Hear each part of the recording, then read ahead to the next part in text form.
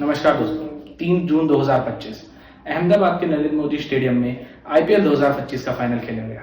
दो ऐसी टीमें जो पिछले 17 सालों से इस कप को उठाने में नाकामयाब रही, इस फाइनल का हिस्सा थी।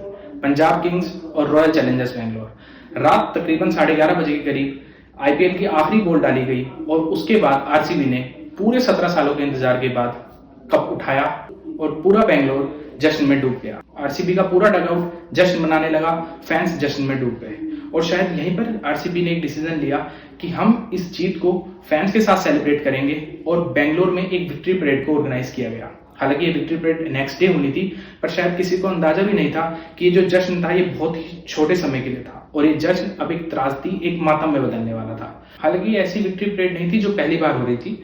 पहले भी कई फ्रेंचाइजी आईपीएल जीतने के बाद एक विक्ट्री परेड निकाल चुकी है। मुंबई ने भी मुंबई के अंदर एक विक्ट्री परेड निकाली थी, तो ये कोई पहली बार नहीं था कि जो विक्ट्री परेड निकल रही थी। 4 जून को कुछ इस तरीके से समय सारणी बनती है। कर्नाटक के जो सीएम है सिद्धारमैया और जो उप मुख्यमंत्री हैं डीके शिव कुमार, वो पूरी टीम को कि विधान सुधा यानी कि जो सचिवालय है कर्नाटक सरकार का, वहां पर आमंत्रित करते हैं सम्मानित करने के लिए और पूरी टीम को वहां पर सम्मानित किया जाता है। मैसूर पेटा यानी कि जो पगड़ी होती है और एक शॉल पहनाकर पूरी टीम का सम्मान किया जाता है।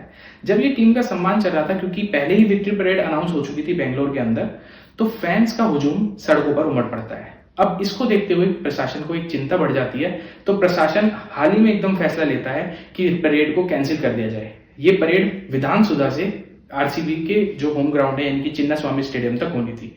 अब क्योंकि परेड कैंसिल हो गई और फैंस ऑलरेडी सड़कों पर थे, तो कहीं ना कहीं फैंस तक ये मैसेज नहीं पहुंचता है और एक कंफ्यूजन क्रिएट हो जाती है कि परेड हो रही है या परेड नहीं हो रही है।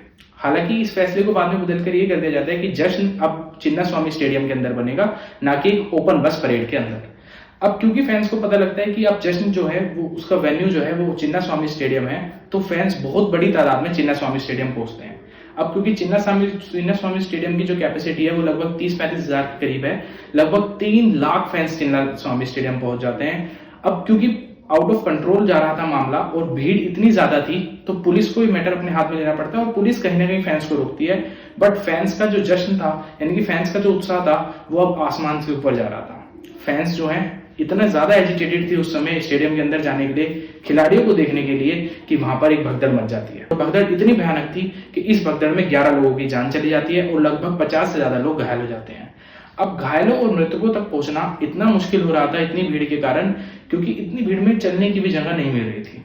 अब क्योंकि ये इतना बड़ा हादसा हो जाता है तो और आरसीबी की पूरी टीम को अब एक बस में बिठाकर होटल के अंदर भेज दिया जाता है।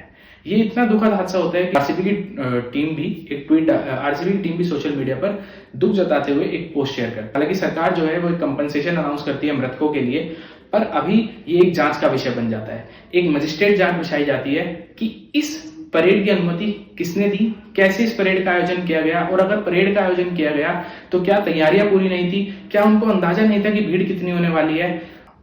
इसी के चलते अभी एक जांच बिठाई गई है। आप लोग इसके बारे में क्या सोचते हैं, प्लीज कमेंट में जरूर बताएं।